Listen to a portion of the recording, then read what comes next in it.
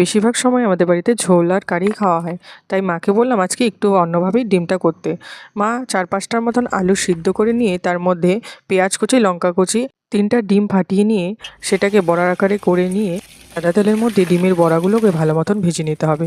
তারপরে এক একটা করে ভাজা তুলে নেওয়ার পর সেই তেলের মধ্যে পেঁয়াজ কুচি, ৪-৫টা লঙ্কা আর কিছুটা পরিমাণ রসুন দিয়ে ভালো মতন নাড়িয়ে নিয়ে একটা টমেটো দিয়ে দিতে হবে। তারপরে মা ২টো আলু কেটে রেখেছিল আগে থেকে, সেটাও দিয়ে দিল। এখন একে একে লবণ, হলুদ, কিছুটা পরিমাণ জিরের গুঁড়ো, ধনে গুঁড়ো আর শুকনো লঙ্কার গুঁড়ো দিয়ে ভালো মতন কষিয়ে নিতে হবে।